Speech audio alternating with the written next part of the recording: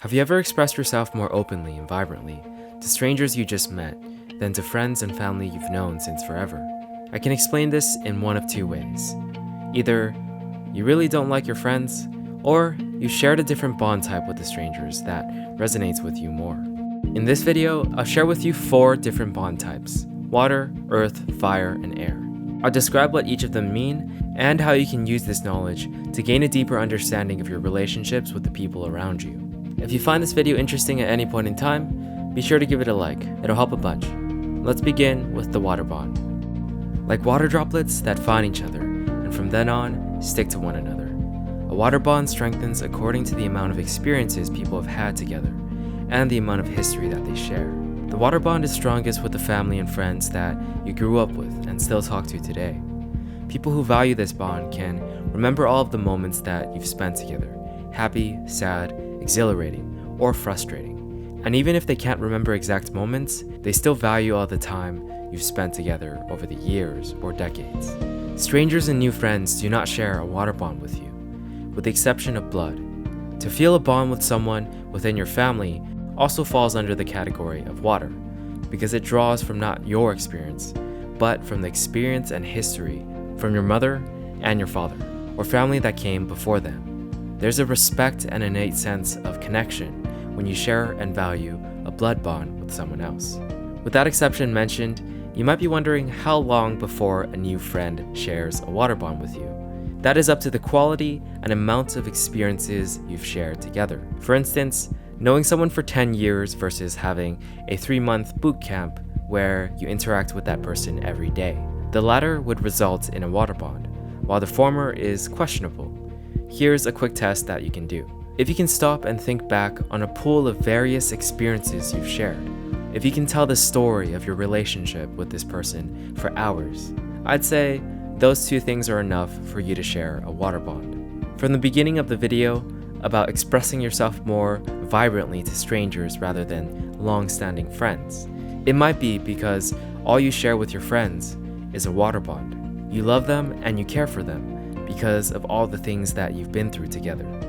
But you don't quite feel a sense of resonance. The other 3 bonds combined can create a huge sense of resonance. So let's start by exploring the earth bond. Like rocks that stand together in the face of crashing waves, those with an earth bond share the same values. There's a sense of resonance when you know another person believes in the same thing as strongly as you do, whether it's religion, a type of worldview, or just a personal belief. People with earth bonds can tell that the other person also lives by the same principles. You'll find these people in protests and marches, tons of people standing together to fight for what they value. You'll also find these people simply by talking beyond the surface level. How much do you value your friends, your family, your memories, your work? What are the causes you believe in, ideas that you fought for? The more values that you share and have in common, the stronger the earth bond. As an example from my life, at the macro level, I resonate with people who value the future, the people who are fighting the climate crisis, exploring new frontiers, advancing technology and science so that everyone can have a better life. At the personal level, I tend to resonate with people who value memories and moments, people who value their time with friends and family, and never lose that sense of love no matter how much time passes.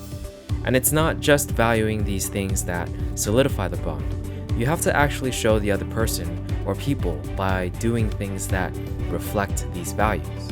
To care about the same things and to show that you care about the same things is a sign of a strong earth bond. Next is the fire bond. Like flames radiating heat and burning bright together, those that share a fire bond share the same passions and ambitions. It's usually an activity that you love doing and can't imagine living without. For me, it's activities like gymnastics, playing the piano, and doing creative work. The people I share a fire bond with are people that also feel passionate about these activities. When you practice with them, it's not really practice. It's more like a hangout while doing your favorite activities. You might even have absolutely nothing in common with them. You don't share the same values, you don't have much history other than doing this activity together, but that doesn't matter because the passion for this activity is enough to forge this bond. People who share this bond tend to have a lot of similar ambitions. They want to become better, reach further places, and continuously evolve. Just remember that the strength of the bond depends on the difference between the level of passion each person feels. If one person is just interested and the other person wouldn't be happy unless he or she had it in their life, it's not a very strong fire bond, if we can even call it that. Interestingly, it's very easy to tell if you share a fire bond with someone. You just get this feeling that there's a similarity in the path you two have. It's a sort of understanding, which brings us to the air bond. Like the air that is all around us, we all share a level of this bond. People that share this bond are connected by knowledge and understanding. Let's break it down into two categories, the logical and the emotional. First, the logical, which is more knowledge. You can think of a teacher and a student for this aspect of the bond. A teacher's job is to pass down knowledge to the student. Lower levels of knowledge means a very weak air bond, but the deeper and more complex you travel into your field of study, the less people there are who actually grasp the ideas and concepts. It's a higher level of knowledge and a stronger form of bond. To know that this other person you've met can understand what you understand, that's where the bond is born. That was the logical aspect. For the emotional, it's more so an understanding of what the other person has been through.